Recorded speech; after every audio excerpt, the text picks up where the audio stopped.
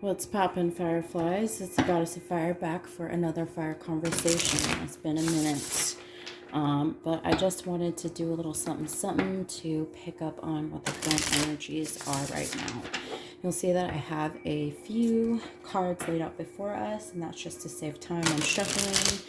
And so we can just get right into it. So I'm just shuffling the tarot deck that is going to act for some clarification. I hope everyone is doing well. For me personally, all these damn planets in fucking retrograde is been quite a difficult thing for me. I've been going through it. Healing is painful. Healing is confusing and healing is uncomfortable, and I am going through all of those things right now. But I am excited because next week we have Jupiter going direct, we have Mercury going direct, and we have an Aries full moon coming up on the 20th, which might not bode well for fire signs like myself. I'm a Sagittarius. And then we also have the Scorpio season beginning next week too. We did just have the 1010 portal on 1010. So we're still definitely feeling the energy from that, as well as even the Libra new moon energy is probably still flowing through a lot of us. It's only been about a week since that transpired. So there's just been a lot going on. Like I said, we've got like 6 planets in retrograde right now, and then we also have Chiron in retrograde, which is the wounded healer. So a lot of us, myself included, are going through some really deep-seated traumas and wounds, and just tougher healing than I think any of us would probably like. But without further ado, let's go ahead and get started. So the first card that I pulled is the Veil. Then we have the Mummy, the Skull of Flowers, and the Spider. The Veil instantly for me, and if you follow me on Instagram, the underscore, the Goddess of Fire, I did a little post about this prior to me doing an actual reading. But the Veil to me feels like just a fear of the unknown, because it's bringing up the future. And sometimes we have a difficulty surrendering to what is for what will be, because we have these grandiose sometimes ideas of what we think is the best suited for us, or what we think is what we actually want. And sometimes we don't get what we want, we get what we need. We get what we deserve. We get what is best suited for us, what is for our highest good. So I think for a lot of us, it may be a little bit difficult to kind of surrender to the divine and, the universe's plan for us. Yeah. And we're getting the 7 of Swords on that. And that's just us kind of fooling ourselves, deceiving ourselves into thinking that there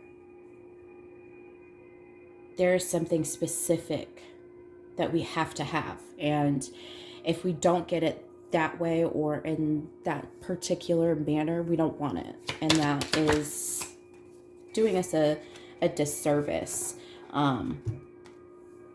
And with that too, we're getting the Hermit. So I think there's a lot of just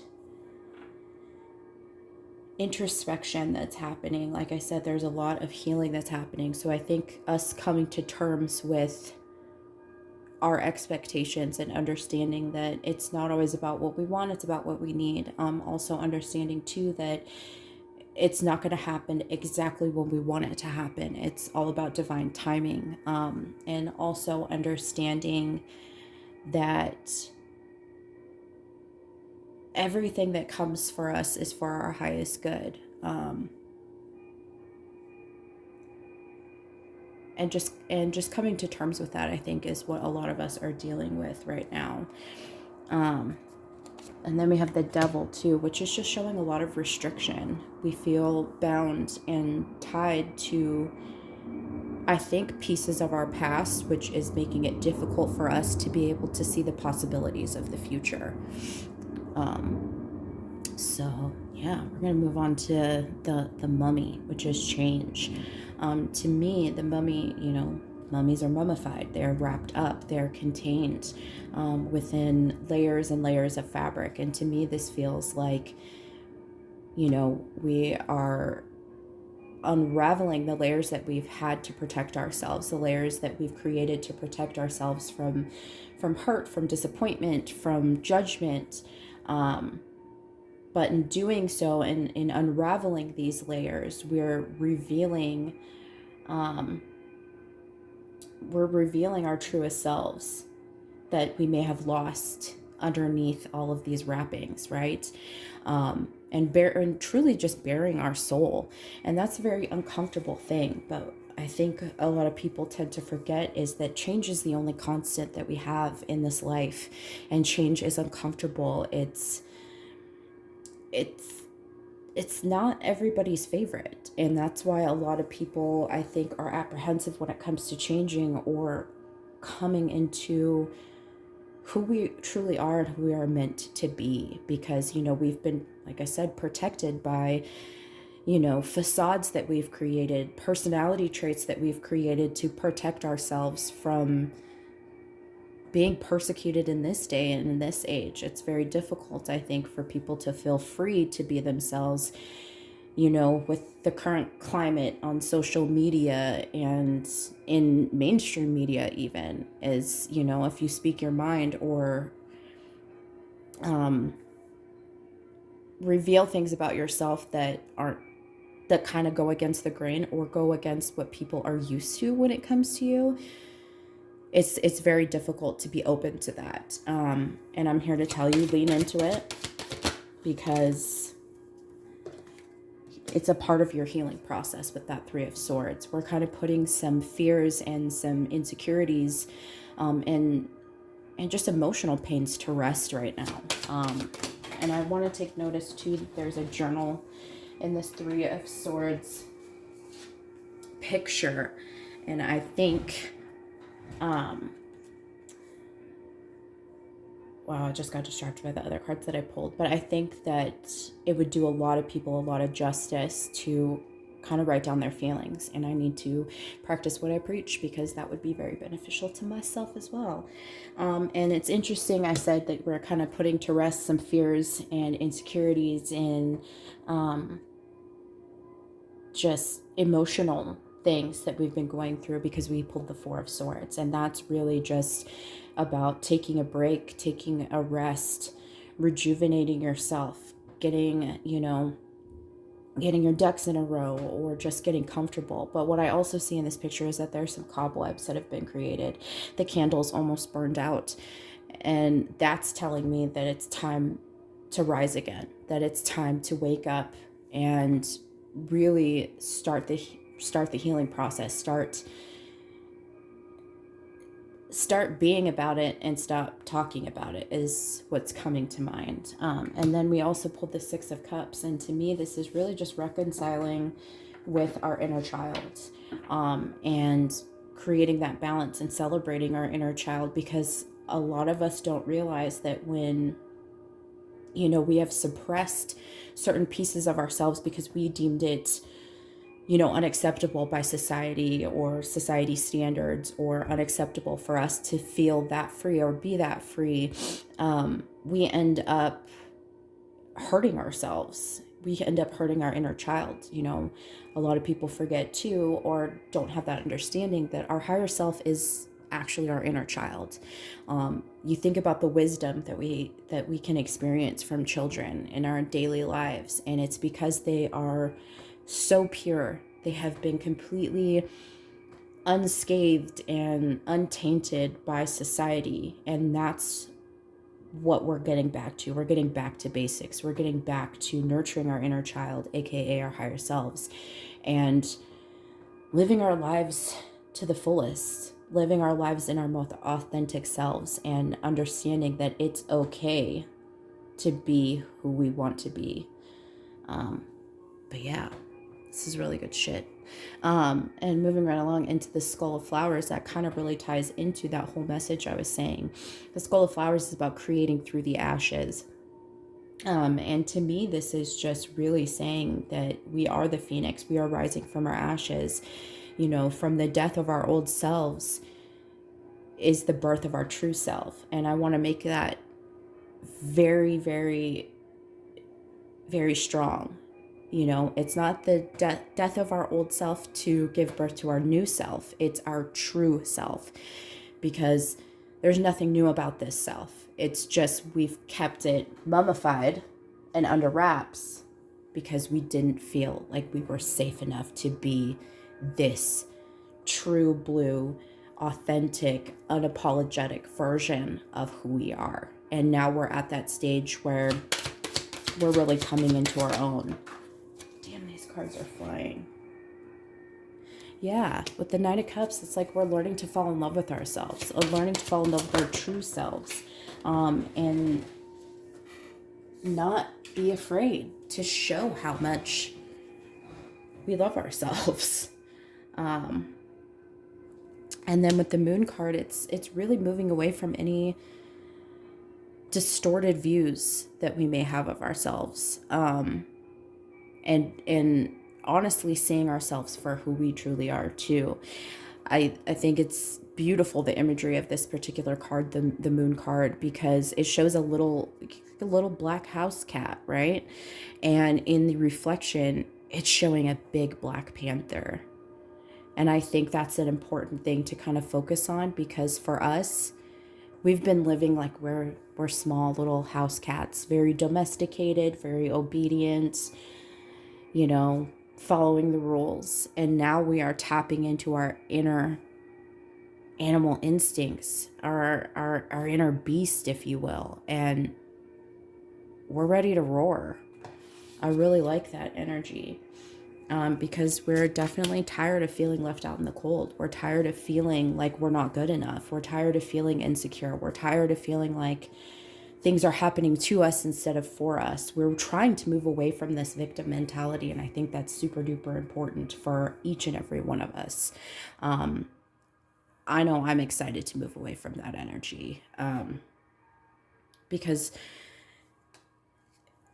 it's just coming, it's very low vibrational, and we're at the stage in our lives where we're here to create, to do bigger and better things. And that's bringing me to this Emperor energy. That's taking control. That's getting shit done energy. That is our inner masculine energy, our action oriented sides of ourselves, right? And this is Aries energy too. So I think that's interesting that it's coming out on this full moon card that's on top of the Skull of Flowers. Because the Skull of Flowers is really Scorpio energy. And I think that this next week, you know, with the Aries full moon and then the Scorpio season beginning, I feel like we are really coming into ourselves. The metamorphosis of this stage will now be complete. The caterpillar is coming out of the chrysalis, and we're going to learn how to fly. Okay. And moving into the spider community and web weaving. To me, this feels like just really weaving a network of people that are like-minded, that are on the same wavelength, that have, you know, the same values as you, that think the way you do, you know, that just have the same vision as you as far as their life is concerned.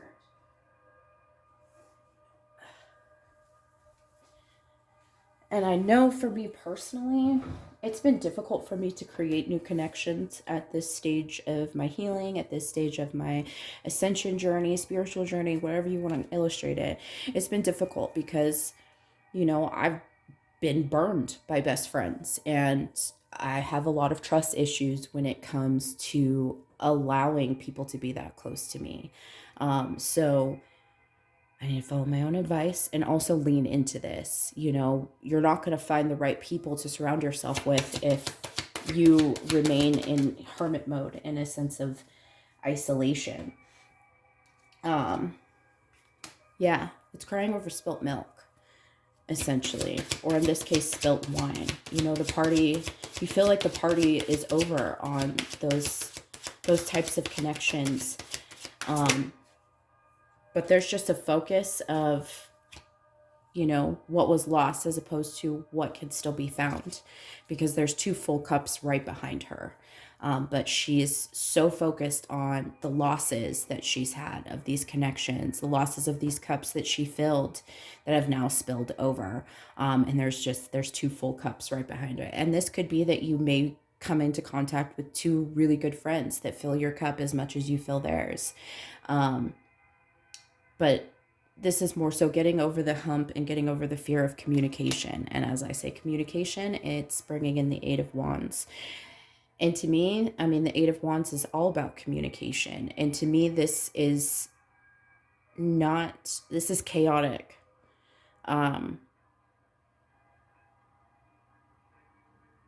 It feels chaotic, and like it's almost impossible to create these connections and to have this open communication because of current circumstances of the world.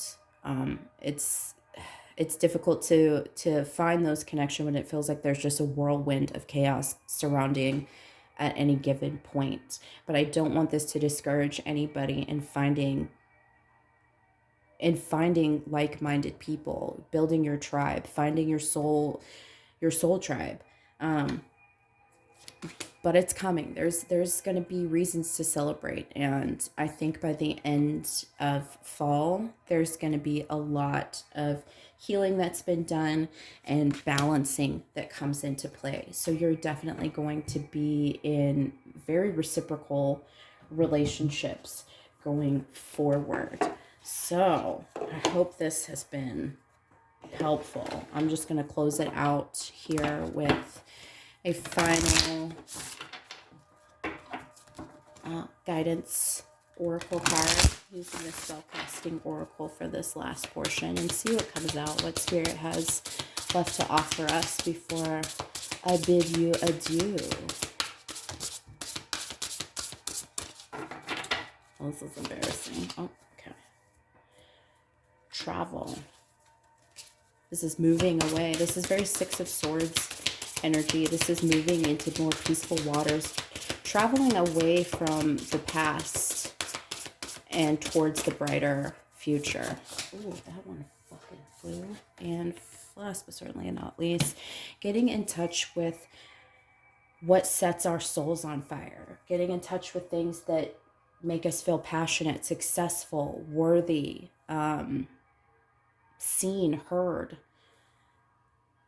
So whatever that is to you, however that looks, if it's painting, if it's writing, if it's dancing, if it's singing, whatever that is, get in touch with what lights you on fire, because that's going to help fuel you towards the future.